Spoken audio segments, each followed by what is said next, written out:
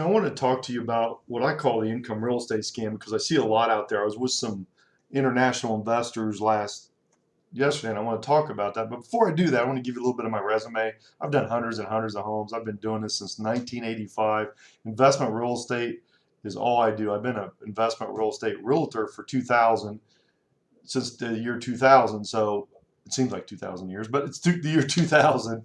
And I wanted to talk about why I feel that sometimes you need to really look at the real estate you're buying. Now, this is in the Cleveland, Ohio metro area. I am also a licensed agent in Arizona, but I do almost all my business in the Cleveland area. So first of all, the ones that I was with yesterday, the clients, they were like potential clients, they were looking at 15% returns on real estate, and my stuff is around 9%. So, what is the better return? And that's what I'm going to talk about. Is the 9% better than the 15%? Or, because there's a lot of details and you're probably scratching your head going, well, the 15% is better. Well, I'm going to show you why that may not be the case and what you really need to look at as an investor before you buy a house anywhere or an investment property, because it's really super important if you don't know. So, but first of all, when you're purchasing any kind of real estate, it's location, location, location. It's really important to have all the amenities around. You want places people want to live, not that they have to live. So it's really important to have a very nice, well-rounded, reasonable deal that's in a good location that's going to attract very good people. And that's really the first thing you got to do. So if you're in an area that you're like, well, I was talking to a guy that was buying a house near a good area, but it was about 10 to 15 minutes from the next grocery store, for heaven's sakes. So you can imagine what the area was like. It was not good, and they ended up not buying it. But it's just, you have to be very careful because they were showing over a 20% return on that, and they weren't going to get that, and I'm going to show you why. The next thing you need to look at is equity. Equity is super important. You need to have an area that's trending upwards, and you need to have equity. Why is that? Because rents go up. And people, those are areas that people are just continually flow into. So that's going to create a good equity position and a great, better income position, because rents are going to go up and so is the equity. And that's what the areas that we purchase in. I was with some investors yesterday again that was just talking about, oh, we just want income. Well, you do until you don't. And you're not going to get the income that you're going to get with a high equity area, because those are the areas that are, people are driving to. Those are the people that want to live there. These are areas that have the better amenities, the better places to shop, to eat, to do your daily life in. And their kids have more to do. There's just many, many other things to do. So when you're looking at equity, don't just say, well, I don't need equity. You do need equity, and you want equity, and you want an area that's trending upward for equity. So you know that rent and the population is going to be coming there to do that. So equity is super important, especially if an unforeseen thing happens into your life. You say, hey, I got to sell this. That equity creates wealth. It really, truly does. Wealth is created through equity. You're talking to a guy that's had many, many homes and still does. And equity, I have one in Arizona that I've had for 17 years. That I have almost $350,000 worth of equity in. So it's very, very prudent to understand that their equity is important. And I've rented it all these years. Now I want to sell it, and I want to buy some other stuff so I can buy three properties in Cleveland and make a little bit more money. So equity is important, because if I bought that in a bad location, I would just break even, and that would be that. I'd have to keep it, and I don't want to. I could get 3 times the net on my monthly expenses here if I sell that one and buy it here, buy real estate here. So equity is super crucial, because not just for the wealth, but maybe you want to reorganize or re-strategize your monthly income. Equity is a big key in that, and refinancing your thing. So if you're refinancing, that's going to help too. Rehab is huge. So I was talking again to another investor, and they were like, well, if you put a back patio on here, we'll get more rent.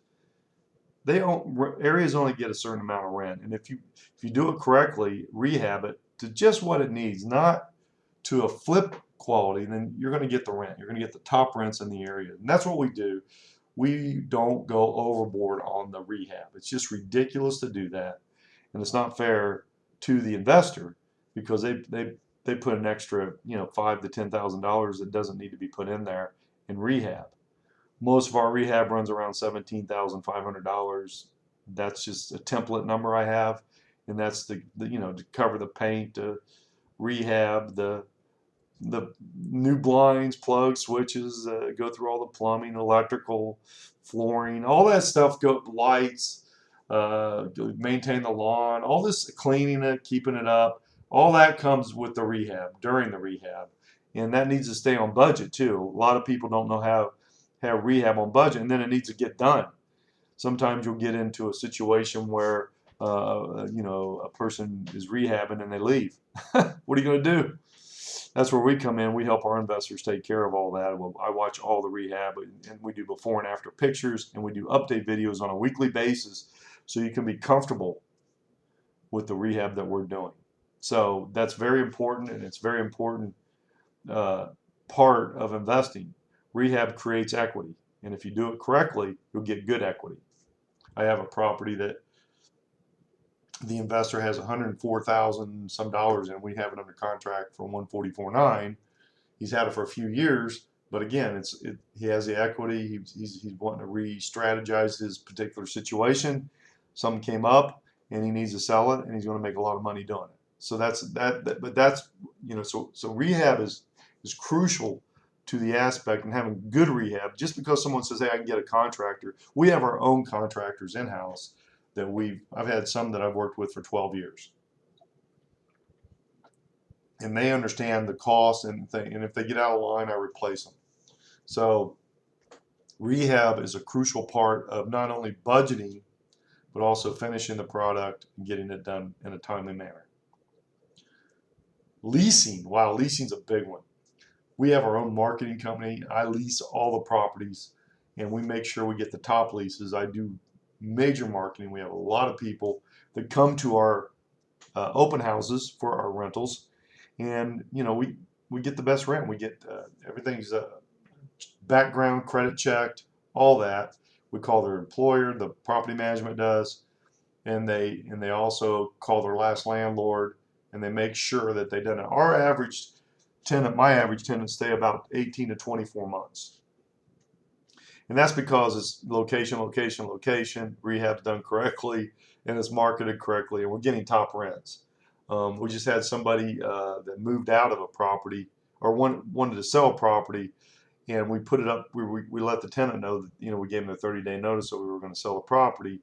They came back with a $300 increase per month on the rent so they could stay there, because it's a location that everybody wants to be. So the investor went with it and got another almost $4,000 a year in rent from that property. Wow, that's awesome. So leasing is a big part of it, marketing the leasing, knowing how to get it rented. We take about a week to two to rent stuff, and that's going through and filtering the different tenants and the quality of tenant, and also how they're going to pay. We don't do any government rentals, Section 8, Eden. We just don't. We feel that the cash buyer, the higher end tenants that have jobs, good jobs, are better for our clients. And during COVID, I think we had 2 or 3 evictions. That was it. So it really works. Our leasing system does work, and again, that's what I do. And then the tenant quality, when you're looking at a 15% versus a 9%, the tenant quality is huge, because I deal with a lot of people who's bought properties they don't like that I sell, and these are in these 15% areas. And I can tell one particular investor that he had a bunch of properties, and he was going to lose a lot of money. And when I told him that, he says, "Well, I'm just going to wait till next year." I go, "Well, you're going to lose another 50,000 if you do that." It was an area that was going down. He bought it for just income, and he was losing a lot of money doing it. So we got his portfolio restructured, and he's making money now, but we had to get rid of some of his assets to do that. And anyway, but tenant quality is everything. Are they going to be able to pay? Where do they work? You've got to be very careful there. Do they have are they stable on what they do? So that's what we look at, and that's what we've been very successful. As I mentioned, we do an 18 to 24 month average. We have one fiveplex, which we didn't own it then. A guy lived there for 27 years. He actually passed away in the house. So those are the, and then we've had other ones that are 10 years. So these are areas that you want to be in, and that's really the true uh, thing about tenant quality. If you don't have tenant quality, you're going to have turn on tenants. It's going to cost you money. It's going to cost you time. It's going to be a big, you're not going to get your income. It's going to be, every time a tenant moves out, it takes a month or two to get it fixed up and re-rented. And then, you're going to put all that money in. So all your profits going out the door in rehabs. And that's not good. So that's not something we do. We usually don't touch a property inside as far as paint or anything until somebody moves out. And again, that's a big cost if you're turning tenants every 5, 6 months, which a lot of these do. Some of them don't even have tenants, so it's not a good thing. My wife's a broker, so we have Avalon Group Realty, which is the property management side of our property. We're located in Cleveland. It's a 480 number. She kept her Arizona number, but we live in Lyndhurst, Ohio. It is 480-694-3735, but she uses Appfolio. She streamlined everything. We're putting quite a bit of money to make it even better. We want to have the best property management for her clients as she can, and she does it through hiring professionals and understanding what they want and having, I talk to her all the time, and she tells me that they have Cash App, Zelle, they can send the check, they can drop the check off at her office, whatever. There's no excuse for not getting a payment. The other thing that she does that's really unique is that, for example, in Cleveland, if you don't pay the water bill, the tenant doesn't, then the owner's still on the hook for it. I've seen them as high as $6,000 to $8,000. I just bumped into a guy that had almost, I think it was like $3,000 to $4,000 in water bill, $6,700 in water bills because the property management didn't keep track of the water bill, making sure that the tenant was paying it. Well, that's not what she does at Avalon Group Realty. The bills are checked every month, and if there's an issue, they get a 3-day notice immediately. So that won't happen with her property management. It's very crucial. I mean, $6,700 eats up almost a whole year of income. So, these are just little details that I'm telling you that are very important that you're not going to have with a lot of property management. It's the whole system. When you're looking at income real estate, it can be a scam if you don't have everybody doing the hard work that you need done to get your income. And that's what we do here. And so at the end of the day, passive income means all this. If you really want passive income, you've got to have the rehab, you've got to have the leasing, you've got to have the location, you've got to have the property management, you've got to have all that put together in order for it to really be passive income. We were looking at our numbers yesterday. I was going over it with my wife, and she told me her numbers were, she was making, every house was making money, 100%. So that's the key. That's the key, is making money, passive income. And if you don't get it, 9% income could be way better than 15% because that may not even happen. You may not get anything. I can tell you a lot of stories, which I don't want to bore you with those type of properties that they can't wait to get rid of them because they made no money.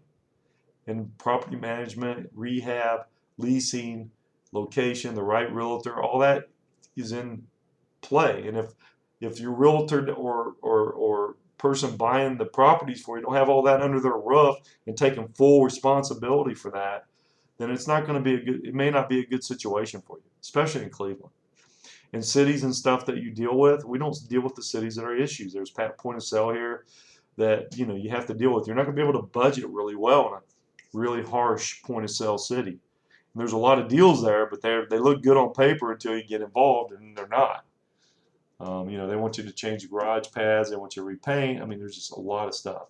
So passive income needs to be passive income, and you need to do that with the location, and you need to do it with the better homes that aren't always the most sexy percentage-wise coming in, but they are better overall, way better than the higher percentage homes, just because they're in a better area and you're going to get consistent rent and people stay in the houses.